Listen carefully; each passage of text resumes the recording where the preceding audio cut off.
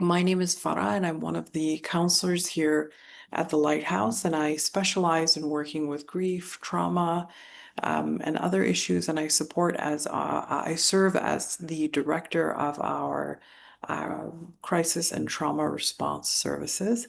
And today's session is all about are how do we really show up for our friends, our family, our teams, our larger community during a time when so many people are quite distressed and struggling, grieving, traumatized, burnt out.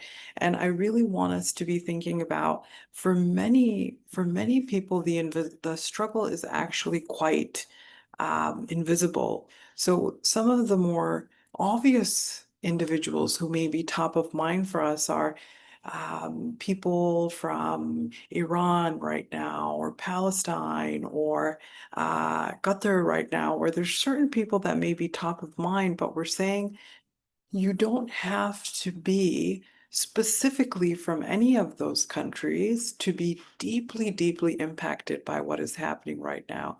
You can be from any nationality, any country, any place, and just seeing the news and what's happening, even moments of airspace being closed and feeling fearful of like what is actually happening in the world around us is enough to be deeply impacted. So the first thing I'll say is we can hold certain identities in mind. And I'm also saying don't forget to check on others who are completely, you'd think, okay, I don't know if they're actually struggling or not. They're from, I don't know, the UK or wherever it may be. And really, I think about our um, speaking candidly, it's saying don't forget to also check in on your kind of white team members, friends, or family who can be equally impacted as well. And sometimes they may actually need invitation to say, well, how are you doing? And how has what's happening in the region been impacting you? Because there can be so much shame, like, oh, I don't know if what I'm feeling is actually worth it because look at what's happening around. So, one is when it comes to supporting others, we kind of want to be a little bit more mindful of even checking in on the unexpected person, which may be you as well as the supporter, is how are you? So, I'm going to talk about one is what's normal for friends and family and team members to be experiencing. We call this, think of this as like a literacy section. So, in order to support well, we need to also be thinking about, well, what's normal for people to be feeling right now? And how do I know if it's something more serious where I may actually recommend this friend or family member sees a counselor where maybe there's some risk and they need some professional support. And then I'll also talk about things we should say and we shouldn't say and some practical things to show up. So I'll share my screen with you now. Okay, and I'm just going to check in. Can you see if you can see my screen, just raise your hand. And now I'm changing my slide. Can you see that I've changed my slide? Okay, good, because sometimes it freezes. So I want you to know that each one of your friends and family's response is going to be as unique as their fingerprint. Before I even show you, there's really no right or wrong way for them to respond. Some of your friends may be very tearful, panicked, overwhelmed. They may feel uh, like their jaw hurts or they're feeling really exhausted or fatigued. There's really no right or wrong way to respond. It's going to be different, and the nature of the responses will be like this. So you may have a friend or a team member that you're saying, well, they seem totally steady and okay and grounded and calm, and that may be true. And then the very next day, there may be a stronger reaction. So we're saying it's a bit more of a think of it if it was like a weather forecast of a system that the weather forecast it's a little bit more unpredictable because of the nature of what's happening. So keep that in mind. That can be very normal, this kind of up and down that's happening. And so common things that you can see, and I'm not going to spend too much time here, but the essence of what I want you to know is that there's no right or wrong, whether someone's feeling really tearful anxious. There can be a lot of what if scenarios. What if this happens? What if this happens? What if that happens? What if I can't travel? What if, what is going to happen in the larger region, or struggling to imagine the future? There can be a great sense of guilt, hopelessness, helplessness. And I think what I really see in the region when we think of this kind of collective grief, trauma, worry that's here is I find that so many people begin dismissing, denying, kind of pushing down their other life experiences where there's everything that's happening in their life. And then there's this too, this uncertainty. And is my home safe? Is my family safe? Will I be able to travel? Am I safe? Am I not safe? Are my loved ones safe? There's now also this reverberation of uncertainty and pain alongside all of the regular stressors of life, right? And what I find collectively, when people often ask me, how do we describe collective grief and trauma? How does it impact people's mental health? And I'll say, yes, there can be more worry, there can be more burnout. And what I find is that collectively people tend to minimize what they're feeling. They'll say, I shouldn't be burnt out, and I shouldn't be anxious about family or health or other stressors because look at what's happening in the world. And I'm in a safe place and I have resources. And this description is actually survivor's guilt. It is a great shame and guilt that can come from having resources when others don't and are struggling. And there's so much fear about what's happening. Okay. And I guess I want you to know that subtleties, you may hear that in your friends or family, where they're not going to necessarily come forth. They may, but so many people are struggling in silence. And it may just be, yeah, my week was tough with work, but it is what it is. And it's more of they may be less likely to tell you or share normal struggles that can actually be quite heavy for them. So just noticing that, you may notice that there's more irritability. They may be shorter with you. There may be low mood or fatigue. And you may find that they're talking about past experience. So you may have heard, I'm thinking about COVID, or when a war happened previously, or when something happened in my family that felt similar, where there was great fear, where there was uncertainty, things were opening, things were closing, what's going to happen, checking the news. And so our brain is very associative. So it will bring up times where the feeling was similar. So again, I want you to know that can be very common, that you may hear them talking about past experiences coming up. There can be an intense sense of gratitude and presence as well, feeling more offended. And you may find they're just a little bit more forgetful, struggling to concentrate. There may be different intrusive thoughts or nightmares or images that are coming. They may say to you things like, I was looking out of the window and I was just imagining, like, what if there were missiles or something happened? And again, it's just a moment like this, but I want you to know that is part of the pain and the trauma of what is here that you may hear in friends or family.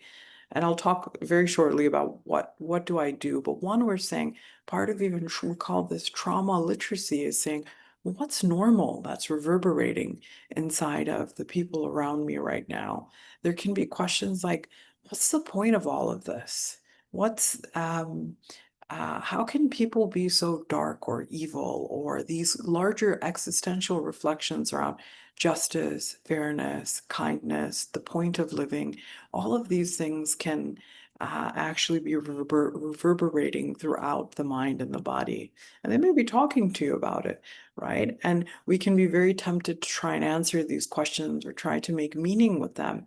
And what I'm saying, the first thing I want you to do is when we're navigating and supporting great times of uncertainty, we're not trying to fix what our friend or our team member is feeling. We're also not trying to cure it, right? The first thing we want to do is we just want to notice and say, that's how it's showing up in them right now. And then what we will do is we will acknowledge it.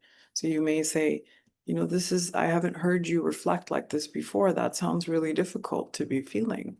And it makes sense that you're feeling really you're questioning things or you're struggling to concentrate. Okay. I'm also going to talk about when is it not a common reaction and they may need some professional support. And many people may not be actually talking about it at all and just saying, I don't feel well. I haven't been sleeping. My stomach's been really upset. I'm just feeling more stressed than usual. And it shows up in the physical body. You may have other individuals that are withdrawing, kind of flaking out, not having energy or not wanting to see anyone. And you may have others who feel a little bit more insecure and are feeling a little bit more clingy or wanting, clingy sounds a bit judgmental, but they're just wanting more comfort through spending time together. There can be more of a sensitivity to loud places, lights. All of these things can be very common. And I want you to know that it's going to be like this, right? So it's not going to be, it's more of like a shape-shifting terrain uncertain times, okay? Now there's certain clusters of responses that you can usually identify in yourself, but also in your friends or family. And you don't have to remember all this model. I'm going to make it really easy. Think about this yellow response as a cluster of individuals who can feel more activated and fearful. This is going to feel more like that they're speeding up in activity. They may start working more. They may start cleaning the house. Their mind may be racing. This kind of what if this? They may be checking the news constantly. This kind of vigilance inside of them where there's just waking up with a sense of dread and panic. This is more of the sympathetic response. Okay, so I want you to know that your friend may be showing up in that way. And then there's a freeze response, this dorsal vagal, the red response. And this is the friend or the colleague who you're like, they seem totally fine. They are, they seem grounded, they seem steady, things are as usual. But what can actually be happening is that this is so terrifying. I feel so helpless to what's here that the nervous system has actually shut down. And so there can be you may hear them say things like, where did the week go? Like, what even happened this week? They may be in the meeting, but not really remember a lot of what happened. So there's a disconnect. They may not actually be feeling much at all. And so many people are feeling dissociated and numb. It's like, I don't feel anything. Again, there's no right or wrong, but we're just noticing that don't assume that the friend that seems grounded or is not trembling or talking about it is necessarily okay, and that we don't check in on them and say, you've been going through a lot, right? So just noticing and keeping that in mind is don't forget about those freezing individuals. And that's also not to say that all of your friends or colleagues who may seem steady are necessarily in a freeze response, but it can be that. So let's now move into, well, what do you do? What are the things that you can do to actually support others during this time? The most significant thing you can do is you just be regulated yourself. You cannot support someone else unless you have some resource. You've slept, you've ate, you've had water, you have some time, energy, and bandwidth to actually support someone else. And if you don't have energy, I'll talk about different kind of lesser energy costing ways you can still check in. But that regulation, and think of regulation as it's kind of like when you feel a sense of stability inside. It's like there's this homeostasis where you may be stressed, but you feel engaged, focused, calm, curious. Um, you're able to think and respond to situations rather than feeling more reactive. So there's a sense of regulation. And as humans, we're very sensory creatures. So we're able to pick up on each other's nervous systems. And this has been programmed in us since we were infants, where we can attune to and are impacted by our caregiver or mother's nervous system. And that stays with us into adulthood. So if someone's highly anxious or overwhelmed, you can kind of, okay, you'll hear people say, oh, the energy or the vibe, or actually it's our nervous systems picking up on one another. So the most impactful thing you can do is be regulated. And what will happen is when you're sitting with someone, even if you're not asking them, how are you? There can be a co-regulation that happens even when you're speaking. Okay. So the most powerful thing you can do is just take care of yourself. This is especially important if you are a parent, if you are in any type of leadership, managerial position, and even if it's not a formal position, right? As we impact the people around us and we're saying, at the bare minimum, we want to try to not make things worse for people. So try to sleep, water, food, movement, and try to be as well taken care of that's possible for you. And then based on your own energy, you may not be doing well, is you want to think about how you can support others. So think of a larger conversation. If it's like 30 minutes where you're sitting together, maybe you have a lunch together, that requires more time planning, presence and energy.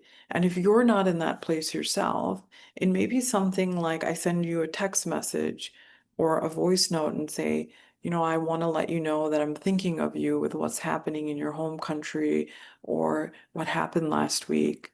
No need to respond, but know that I'm thinking of you. So it is a point of connection that doesn't require a response, but you are acknowledging what is happening. Okay. So think of based on your energy, it may be sending someone a card or writing them a note. It may be a voice note. It may be sending them an image of something that reminded you of them, letting them know that you're holding them in mind. Now, if you have more energy, time, space, this is when I'll speak to you about having more open-ended questions and thinking about how you can support them. That attune, when you are with someone, that attuned presence and listening, even if that's 5 minutes, what do we mean by attuned? It's I'm noticing you. So when it comes to supporting others, a huge part is just noticing what kind of things am I seeing in your responses, in your body language? How am I feeling in your presence as well? That we call that attunement, kind of getting an orientation or a sense of where you're at. And for many of us, when we're overwhelmed, we're distracted, we're hanging out with a friend, we may be on our phones, we may be busy with something with work, and we're not actually totally there. And when we are very present, that's going to also be very supportive. You may have heard Maya Angelou's quote, which is people are going to forget what you say, but they will not forget how you made them feel.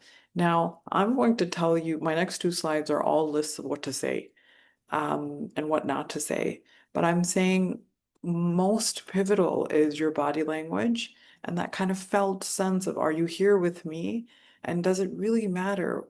Do you really care about what I'm going through?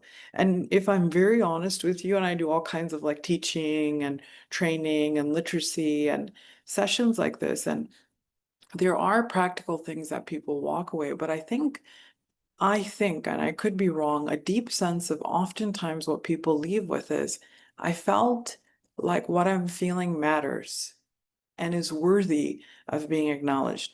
I often think that that's the most important thing people walk away with, not necessarily a practical tip, although I like giving you practical tips.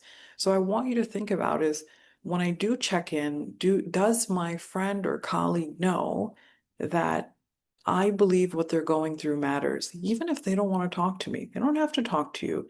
Talk is not often the most supportive thing. So we're thinking about that. If you are going to have a deeper conversation where you actually ask, like, how are you? How have you been? How's your family doing? If you are asking these questions, you want to ask for consent first, especially if you work together. Oftentimes people don't want to talk about these type of things at work. It may be more compartmentalized. So you may, if it's a colleague, you may say, I'm thinking of you. If you'd like to talk, I know we're at work, but I'm here. Okay. Acknowledge what's happening. So we don't want there to be just complete silence where we're just, it's kind of like the elephant in the room where we're just not talking about it.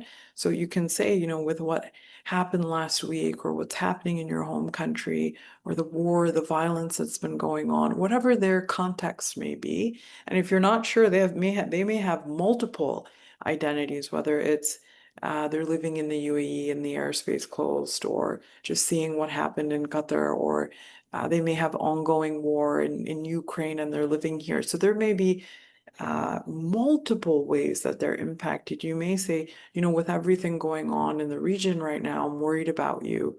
I wanted to see how you are. So we want to name it rather than there just being silence around what's happening. And we're making it our business to just kind of have an extra eye open on how are they doing, if there's any changes in their thinking or behavior. We're just going to kind of keep a little bit of an eye on that. Okay. Now, something that's really important is then we check in. Now, if you have more energy, then you may actually have lunch with them, have a 30-minute conversation. And that conversation can mean we're walking, we're eating, we're working on something together, or it's just we're sitting and we're talking. And you want to ask them, what could I do that would be supportive for you this week? Is there something I can do? Is there something I can take off your plate? So we want to ask them and be curious. Many people don't know what they need, and that's okay. But if they say, actually, like, I'd like to see you or spend some time together, or can you help pick my kids up later in the week? Then these are things that you may consider if it's reasonable to do so. And I'm going to give you a few more strategies on the next slide. So I'm going to come back to my next suggestion, which is honor what they've asked for. So if someone said, actually, I just need some space, I don't want to talk about it, we're not going to be like, well, I really think you should talk about it. Talking is really healthy. No, we're going to honor what they asked for. Sometimes we think we know what someone needs or what we believe is healthy, but it may not be what they need. So if your friend does say, I'd like to see you, or I'd rather not talk about it, then we want to honor that as well. It is not your responsibility to fix what someone's feeling. We cannot fix the pain and the overwhelm of what is here. It's actually very healthy for people to feel upset or hurt or angry. Or to be grieving, that's all very normal to be feeling right now, or even if they're numb. So when you are supporting, you're not trying to make them feel better. You're also not trying to change what they're feeling. We call these empathic fails. Your responsibility will more so is to be thinking about acknowledging what's here. I want you to know that I care. And if there's anything I can do to support you, I want you to know that if it's something within my control, I will try to show up for you. And it's more about solidarity, right? So it's companioning those we care about. And don't make all your conversations about what's happening and the pain that is here. Okay, so we also want to have normalcy. People are, their pain is one part of their experience. There's most likely all kinds of other things and strength and groundedness and calm and other concerns that they may have. So it's not that if we know someone's from a certain place right now, every time we see them, we're like, well, how are you doing and how are you feeling? That may not be very supportive. So, what are some things you do not want to say to someone who's struggling? Maybe they say, I've been feeling really numb, exhausted. We will not say things like, what you're thinking or feeling is not normal. You're being ungrateful. You're being dramatic or overly sensitive. You're not even from that country. Why are you upset? You don't even live there. Okay. So that kind of diminishing what their response may be. Why don't your family just move? Okay, especially if they have family living in certain countries. People don't want to have to leave their homes. Okay, so it's not a helpful thing to say. Don't say things like you're overreacting. Stop crying. Man up. Snap out of it. You need to toughen up. You're being negative. Making a big deal out of nothing. Nothing happened. You're okay. You're alive, right? Why can't you be more like that person? You can hear this maybe more in families. Like, Johnson's doing fine. You're being difficult. You should be used to this by now. This has been happening all the time since the beginning of time. Not helpful. Big sighs, so that the person may share how they're feeling, and you're like, oh, here it goes again. Okay. It may be laughing at their feelings, or it may be making really judgmental facial response, like, huh, what? You're feeling what? Going through what? And unintentional harm is pretty much what everyone is saying. So things like, it could be worse. Now, you'll see a bit of a golden thread around unintentional harm is we're trying to either make the person feel better or um, you're trying to make meaning of their pain. It's not our responsibility to make meaning of someone's pain. That's their journey. That's their process. When we try to do it, it's actually not helpful. And sometimes we do this to try and bypass or fast forward the healing. When healing takes time, it kind of moves at its own pace. Saying things like, oh, come on, it could be worse. This is just the way the world works. Everyone is suffering somewhere. Again, you're trying to like change their perspective rather than just saying, this is hard. It's a lot to go through. Don't let it get to you. Be strong. And remember, you can be strength is not the absence of the expression of emotion. You can be feeling very strong and grounded and also be feeling scared and exhausted and really worried, right? Try to think positively. Oh, don't worry so much. Actually, the worry is a healthy response. Look on the bright side. It's really not that bad. Be grateful for what you have. And this is really common also with that survivor's guilt. You can be incredibly grateful and be feeling all sorts of difficult emotions as well. And any statement that begins with at least is not helpful. At least at least you live in a safe home, at least you live in a safe country, at least you have resources. Anything that begins with at least is not actually empathy or this tone of sympathy. And think of sympathy as superficial empathy. Oh, I just feel so bad for you. And it actually creates a sense of like pity, which is not supportive. It actually makes people feel more alone and disconnected. Just get on with it. Have stronger faith.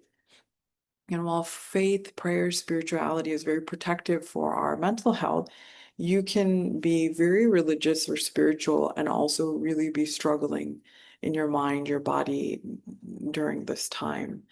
Oh, it is what it is. Everything happens for a reason. Now, remember, even when you or the other person may believe that, it is not our responsibility to try and make meaning of someone's pain. It's more about being with and allowing them the space to say, actually, what you're feeling makes sense. And it's okay for you to feel that way. Don't say things like, please don't cry. It's okay if they're crying.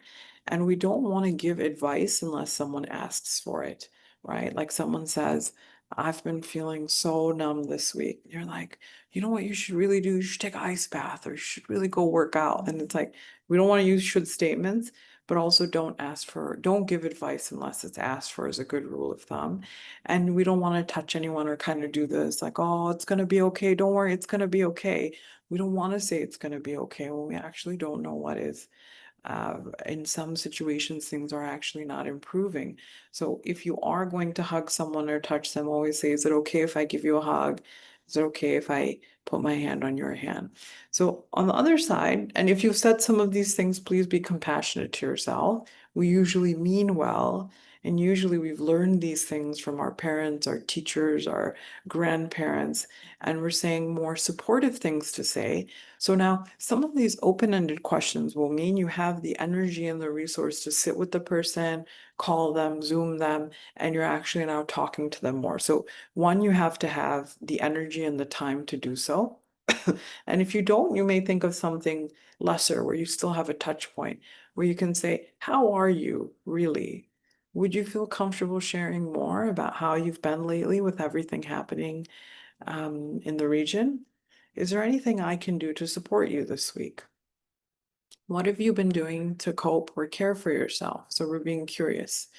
Um, and this bullet point, when you are struggling, what's most supportive for you? Whether it's a friendship circle, your teams, families, that is such an important question to ask preemptively. Meaning we don't wait until we see something's wrong, but we actually say, when you're struggling, what's most supportive for you? And you'd be fascinated. Everyone has a different response. Some people will say, leave me alone, like I need some space when I'm struggling. And other people will say, I want to be around you, but I don't want to have to talk. Like, let's do something where we can sit together, we can work together. I want to be around others, but I don't want to have to engage. And others may say, I want to talk, or let's go eat something together. So preemptively have these conversations. You may say, I know you're doing okay, but if you were struggling, what usually works for you? What's helpful?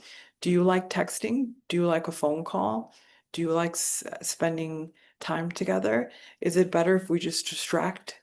We can watch something, or we could go and do something. Or if it's at work, we just kind of work together, but we're working quietly. What would be supportive? So preemptively have these conversations. And wherever you can, offer choice. So this question of this or that, that is actually so powerful when it comes to trauma-informed care in communities, which is when choice is taken away and people are feeling helpless, like in the face of the powers and the injustices that are here, it's saying, where can I make you feel like you have a bit more agency and choice in your life here? Wherever you can, that choice can also be if you have like a birthday, a wedding, a celebration, maybe you're celebrating something in your family or in your work, you want to give people choice and say, with what's happening in the region, we may reschedule, or I want you to know that it's okay if you aren't feeling up to coming. That choice is really powerful and healing. Now, in the same breath, I'll say, or the second breath, is that sometimes people will want to come and they'll say, I would love to come together to your celebration, or I would love to come out. That's absolutely okay. There's no right or wrong. We want to give people choice, and that's important. And more validating things that you may actually say is, I'm thinking of you today with everything that's going on in the region. No need to reply.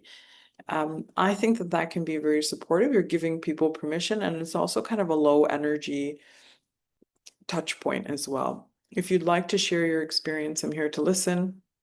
I cannot imagine how difficult this must be for you. What you're feeling is completely valid given the circumstances. What you're experiencing matters to me.